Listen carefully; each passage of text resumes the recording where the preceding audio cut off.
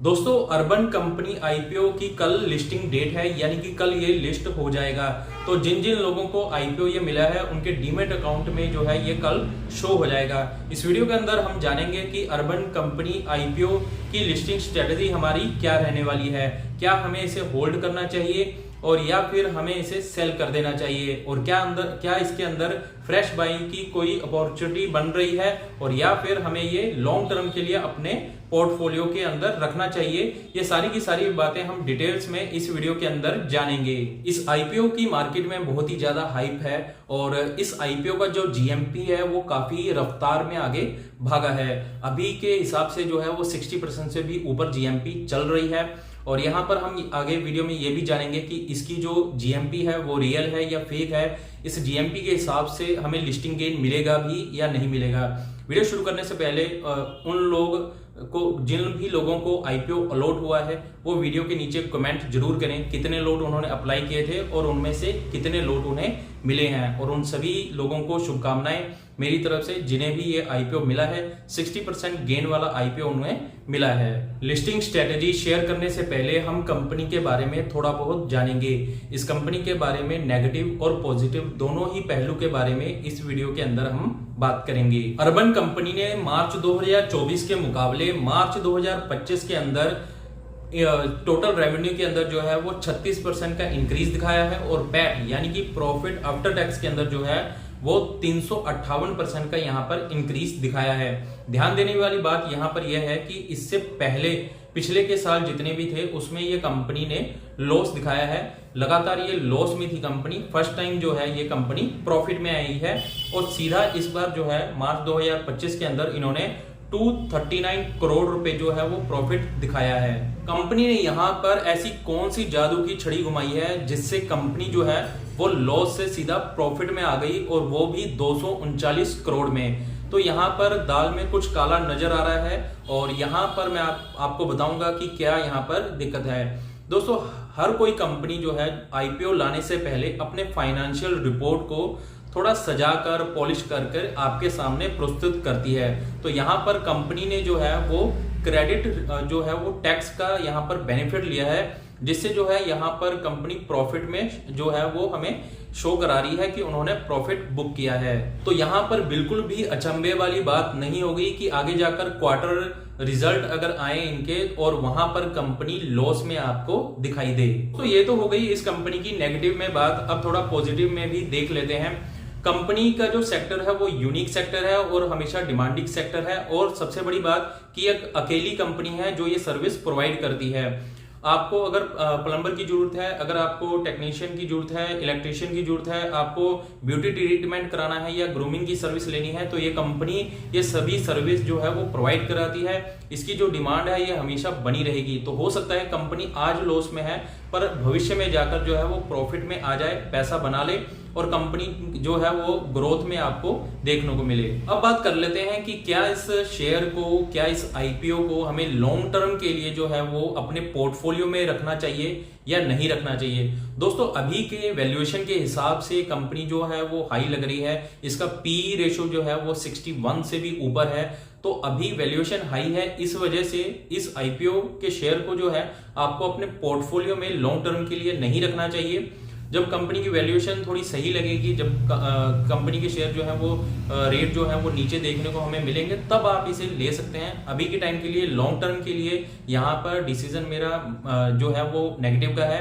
अभी आपको long term के लिए इस आईपीओ के अंदर इन्वेस्टमेंट नहीं करना है। अब बात कर लेते हैं लिस्टिंग गेन स्ट्रेटेजी के बारे में। उससे पहले जो है हम थोड़ा सा पॉइंट के बारे में डिस्कस कर लेंगे, ताकि हमें थोड़ा बहुत नॉलेज मिल जाए कि हमें लिस्टिंग गेन जो है वो किस तरीके से लेना है। तो सबसे पहला पॉइंट जो है वो ये है कि आपको प्री ओपन मार्केट में इसे सेल करना है या नहीं करना है। दूसरा है कि बिल्कुल 10 बजे जो है प्रॉफिट बुक करके निकलना है। और तीसरा है कि क्या इसे जो है वो कुछ टाइम के लिए होल्ड करके और थोड़ा ऊपर ट्रेल करने दें और उसके बाद ज्यादा प्रॉफिट बुक करना है या नहीं। तो इससे पहले क्या थोड़े से पॉइंट जो है वो डिस्कस कर लेते हैं। इस आईपीओ का जो साइज था वो 1900 करोड़ का था, जिसमें से 75% जो है वो क्यूआईबी और एंकर का जो है वो कोटा रिजर्व था, और सिर्फ 10% ही रिटेल कोटा था। तो यहाँ पर जो है वो जो QIB और एंकर लिस्ट है उन्होंने अच्छा खासा यहाँ पर जो है पैसा इसके अंदर लगाया था। सब्सक्राइब जो है वो QIB के थ्रू जो है वो 100% से ऊपर हो गया था, यानी कि इसके अंदर जो है वो 147 के हिसाब से जो है वो QIB ने सब्सक्राइब किया था। तो यहाँ पर 75% का कोटा था और वो भी फुलफिल हो गया और उससे ऊपर सब्सक्राइब हुआ है। और यहाँ पर रिटेल का कोटा सिर्फ 10% ही था।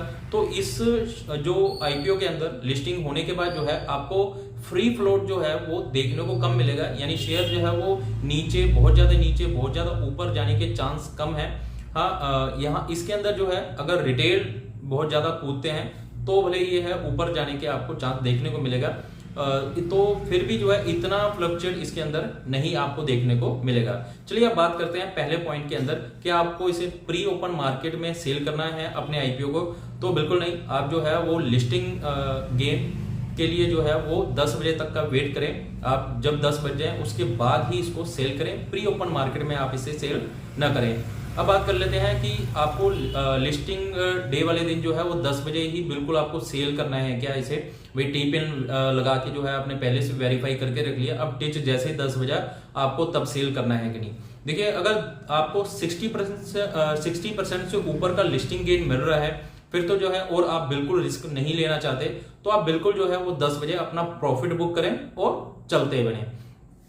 अब बात कर लेते हैं तीसरे पॉइंट पे, कि वो लोग जो थोड़ा रिस्क लेना चाहते हैं और थोड़ा और लिस्टिंग गेन देखना चाहते हैं, तो 10 रुपए का जो है वो आप स्टॉप लॉस रखें और ऊपर को आप ट्रेल करने दें इनको। और 160 से ऊपर अगर ये आपको जाने को मिले, मतलब कि 60% से भी ऊपर का आपको गेन देखने को मिलता है, मतलब कि 65% 70% का, क्योंकि अभी के हिसाब से GMP जो है वो 60% चल रहा है और आपको जो है वो ये 60% पे लिस्ट होने के बाद आपको 65 और 70 तक अगर प्रॉफिट देखने को मिलता है तो आप फिर वो बुक कर सकते हैं। और अगर थोड़ा बहुत नीचे आता है तो आपने 10 रुपए का जो है वो स्टॉप लॉस लगाया हुआ है तो वो हिट कर जाएगा। अगर आप IPO से भी थोड़ा और ज्यादा कमाना चाहते हैं तो टेलीग्राम चैनल को ज्वाइन कर सकते हैं। वीडियो के नीचे डिस्क्रिप्शन में आपको टेलीग्राम चैनल मिल जाएगा। पास्ट के अंदर जो है कुछ ऐसे IPO थे जिसके अंदर हमने जो है अपनी कुछ स्ट्रेटेजी लगाई, जिससे हमने लिस्टिंग गेन से भी ज्यादा जो है वो प्रॉफिट बुक किया है। हमने NSDL और विक्रम सोलर को जो है वो होल्ड किया था, जिससे हमने जो है वो लिस्टिंग गेन से भी ज्यादा जो है वो प्रॉफिट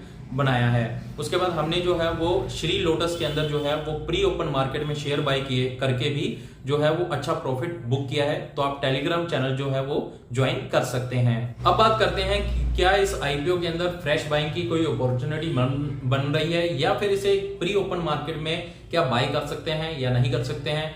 तो अभी के केस में जो है वो आपको जो है वो कुछ नहीं करना है, ना तो फ्रेश बाइंग करनी है और ना ही जो है वो प्री ओपन मार्केट में खरीदना है शेयर को। हाँ, अगर कुछ भी ऐसा कुछ बनता है कि किसी भी रीजन से जो है वो GMP काफी डाउन हो जाती है और या फिर जो है वो डिमांड में कम देखने को मिलती है, तो वो जो है वो डिसीजन मौके पे लिया जाएगा 9 से 9:45 के बीच में और 9 से 9:37 के बीच में, तो वहाँ वो जो है वो टेलीग्राम पर बताया जाएगा। तो आप टेलीग्राम को ज्वाइन जरूर कर लें। अब बात कर लेते हैं कि क्या आपको इस IPO को जो है वो शॉर्ट टर्म के लिए रखना है या नहीं रखना है। तो दोस्तों, शॉर्ट टर्म के लिए भी आपको इसके अंदर इन्वेस्टमेंट बिल्कुल नहीं करना है अभी के हिसाब से। बिल्कुल वो जो है वो स्ट्रेटेजी सेम रहेगी जिसमें जैसे कि लॉन्ग टर्म के अंदर रही थी। जब वैल्यूएशन सस्ती हो जाए तब आप इसे ले सकते हैं। तो दोस्तों, आज की वीडियो के लिए इतना ही। वीडियो पसंद आई हो तो वीडियो को लाइक करें, शेयर करें, कमेंट करें, और अगर आपने हमारा चैनल अभी तक सब्सक्राइब नहीं किया है तो प्लीज सब्सक्राइब कर लें। जय हिंद, वंदे मातरम।